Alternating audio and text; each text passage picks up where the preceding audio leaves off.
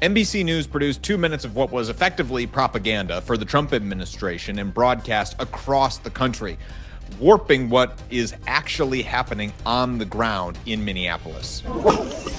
You could help build the only independent news outlet always on the ground with the people for as low as 16 cents a day. Corporate media, they've been lying to us for years, and you're going straight to the people. Flint, Michigan. Brooklyn, New York. Government sending one more you to the residents of Chicago. We need as many independent voices as possible, and that's why what you guys do is so important. Covering what the corporate media covers up. I'm JT Siskowski for Status Coup. It's rare when we can draw direct parallels between the coverage that we are offering and the coverage that is being offered by a national outlet like NBC News, because often when we are on the ground, we are the only ones there covering that story. But we've been on the ground in Minneapolis for about a week now, covering the Trump administration's occupation of that city and the immigration crackdown that is currently happening there. And NBC News recently had a crew that embedded directly with ICE agents as they were out there covering or conducting, rather, some of these operations. And it was some of the exact same scenes that our intrepid cameraman, John Farina, was at. So we can draw direct comparisons between these two coverages. Let's show you. This is a story that ran on NBC Nightly News just a couple of days ago and featured their senior White House correspondent, Gabe Gutierrez. Tonight, ICE agents in frigid Minneapolis as they surround this home looking for a suspect charged with criminal sexual conduct. They're claiming there, okay, that this is somebody who was being charged with criminal sexual conduct. Remember that because it'll become relevant in just a moment. But I also want to point out the use of the word tonight. That can create a warped sense. I worked in TV news. I know what they're doing there. In TV news, we're always taught to write for a sense of immediacy. It's not, we don't just say that this happened. You're saying right now or tonight or today. You're trying to create that sense of immediacy. But in this context, I think could also create the sense that what's happening on the ground in Minneapolis is a one-off or just a one-day thing. When in reality, this has now been happening on the ground in Minneapolis for going on 2 weeks now, this ramp up in the Trump administration's immigration crackdown there. ICE says that they tried to stop an undocumented immigrant, but he ran back inside his house.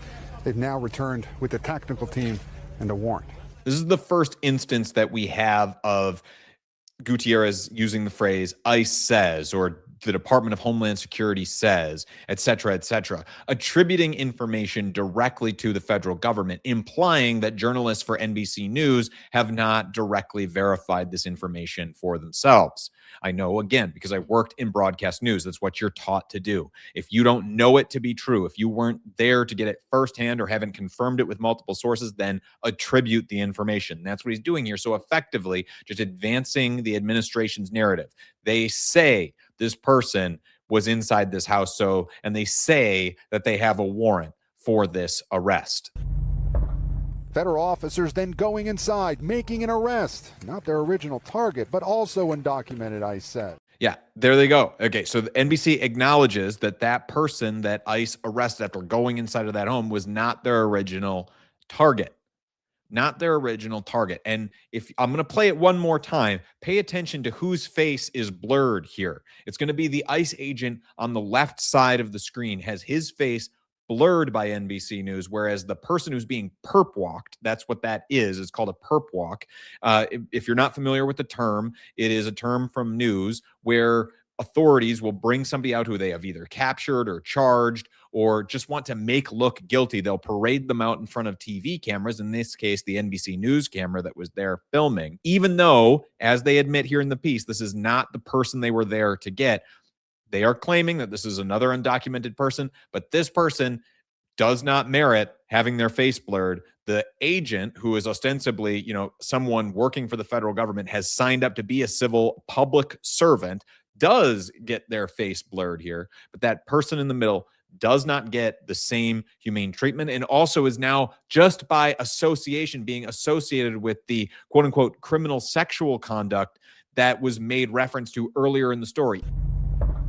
Federal officers then going inside, making an arrest. Not their original target, but also undocumented, ICE said. And again, attributed to ICE says. Also undocumented, ICE says. This is what we're sworn to do, is protect the country by removing illegal aliens. The Department of Homeland Security says they've arrested undocumented immigrants with convictions including criminal sexual conduct with a minor, aggravated assault, and domestic violence. If I'm doing public relations for the Trump administration, I am doing cartwheels after watching that part of the story, because not only do you get the ICE agents there directly in an interview in the car with NBC News as they're doing the ride along, not only do you get that interview, but you also get another attribution of just the Department of Homeland Security says it has caught people with all of these criminal histories. The Department of Homeland Security is abducting a lot of people right now. So it does not shock me to hear that a lot of these people who are being abducted, probably they do get some people who have criminal histories. But again, NBC News showing that they have not directly verified that information. I reached out to NBC News asking how much of this information that they were able to verify, in addition to a whole host of other questions about this story. I have not heard back. But just advancing the administration's narrative here about what is happening on the ground in Minneapolis and in their immigration raids across the country, pretty unquestioningly. The only couple questions that we see fielded in this interview are to that one agent in the car, and they don't seem to be particularly hard-hitting questions. The operation comes after federal prosecutors earlier revealed they charged dozens of people in Minnesota's Somali community for allegedly stealing hundreds of millions of dollars in taxpayer money, including from programs meant to give meals to low-income children. That's called the Great Big Minnesota Scam. President Trump escalating his rhetoric against Somalia overnight. We always take people from Somalia, places that are a disaster, right? Filthy, dirty, disgusting, ridden with crime. ICE insists the large Somali population here is not the specific target, but the community is furious. The mistakes of a few individuals can never be used to generalize or stereotype an entire community. If you're not really plugged into what's happening in Minneapolis, you'll be forgiven if after you watch that portion of the story, you're a little confused, because NBC News never comes right out and explains why they're talking about the Somali community in Minneapolis. And just to fill you in, there was a federal investigation that resulted in dozens of people who are of Somali descent being charged for defrauding some government programs. But it is a drop in the bucket when you compare it to the 75,000 plus members of the entire Minnesota Somali community. So we do hear in that clip there that that imam who pushed back against that painting with a broad brush, but that is the only voice you hear in this entire story. In this entire story, the only voice you hear from somebody who is local to the Twin Cities area, offering any sort of perspective as to the people who are actually being affected by this operation. Otherwise, it is just the federal police, federal law enforcement's line about what they want you to think about their operations out there.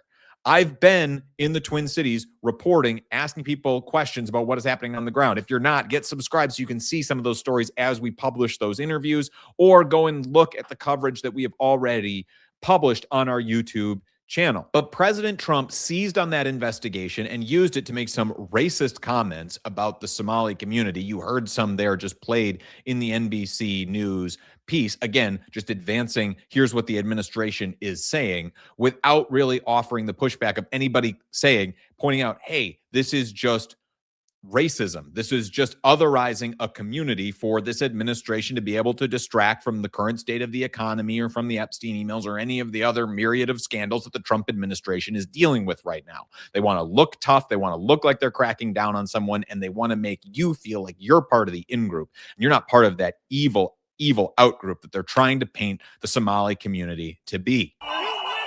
While in Minnesota, we saw firsthand protesters trying to block federal officers. This is probably the clip that is the most egregious sin in the entire video.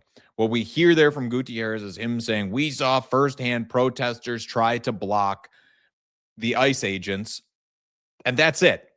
In that video, what you're seeing is federal agents pepper spraying those protesters. There's no reference made to the fact that that is what is happening. Also in broadcast news, you're taught to write to the video that you have. So referencing that protesters are out blocking these protesters are out blocking federal agents. But again, we never hear from the protesters as to why that is happening. NBC News is right there. They are there with their camera. They could easily get an interview with one of these people asking, why are you doing this? Why are you so passionate about it? What is, the other side of this story that we're not hearing from the federal government?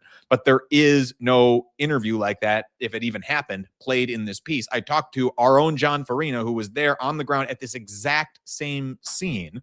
And not only does he say that he never saw NBC News interview anybody, but he also pointed out that in his own video that he got, you can see that the agents also pepper sprayed people who were off on the side of the street. People who weren't blocking traffic were also getting pepper sprayed. So what NBC News is advancing here is a direct warping of the truth. This is our own coverage of what happened in this incident.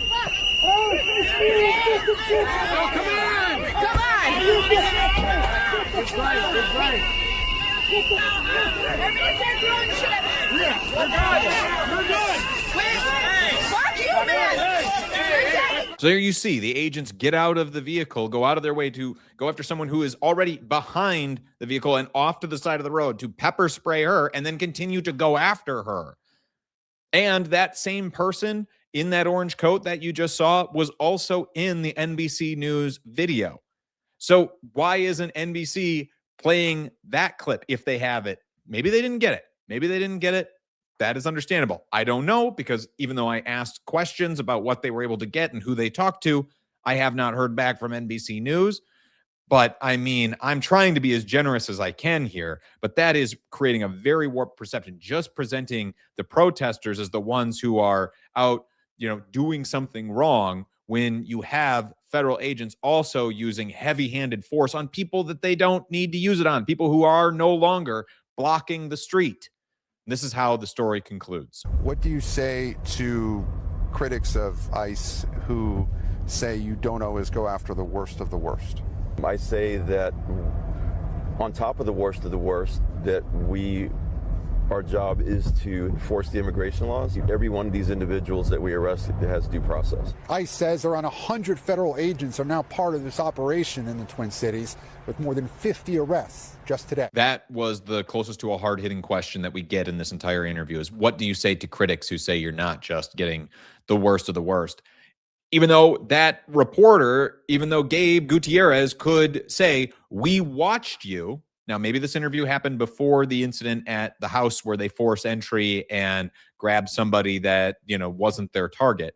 But he could ask, you arrested somebody. We watched you arrest somebody and perp walk them for us. Somebody who you did not, we're not there to get. Somebody who did not have the criminal record that you were trying to apprehend. Why are you expending all of these resources on somebody who, at least presumably, because we get so much of the federal narrative here, but not on that person about them having any sort of criminal history. So why aren't you, and certainly there are cases documented all across the country of how it's a shrinking, small minority of people that the Trump administration is rounding up that actually have criminal histories. The vast majority do not have criminal histories. So you could ask the question in a much more confrontational way. We don't get that confrontational moment in any of this story. And we end with just another example of the ICE says it has arrested this many people and claims to have this many agents on the ground here. So again,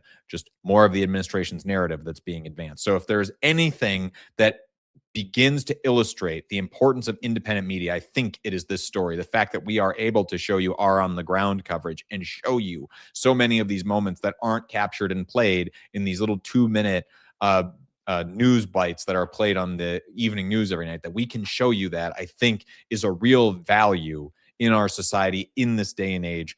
Please, if you can, support us. Go to statuscoup.com/join for as low as $5 a month. You can help support our on-the-ground reporting. John is still on the ground in Minneapolis, and I am about to leave, actually, to go and join him there and continue to offer this glimpse at what is really going on in some of these communities.